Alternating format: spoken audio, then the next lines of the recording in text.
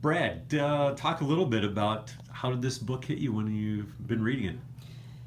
Yeah, so before I got into this book because I had been into just some extremely high theology that I'm sure everyone would think of as just dry as can be. I was reading a lot of Thomas Aquinas and Augustine and G.K. Chesterton and everything, and it was feeding my brain and my intellectual kind of curiosity about, the wisdom or the awe and majesty of God. But I'm like, I need something more applicable to my heart. I felt like I was knowing God, but I wasn't really having this heart-to-heart relationship with him. And I had Ragamuffin Gospel lying around. I tried to read it before, and I didn't really get too far. And I read it, and that's what hit me, was me feeling like I'm knowing more of God's heart rather than his mind or his brain. And Brennan Manning keeps repeating the theme of the unrelenting love of God. Can you say something about your experience of that in your life and how that love of God hit you, has transformed you, has made a difference in your life?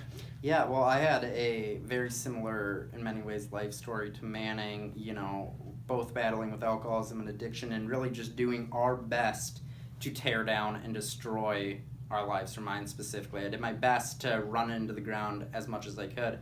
And God pulled me out of that, first of all, giving me sobriety, but continuing to bless me. And it hit me a few years ago when I got my first job straight out of college.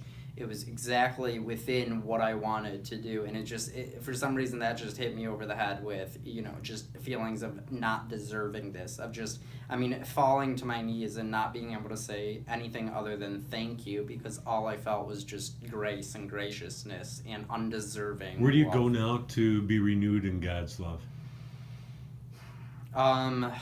So many ways. I think that serving others is the biggest experience. I find personal peace going out and hiking around Lebanon hills and stuff like that, but if I really want to discover the grace and love of God, it's by giving it back to others.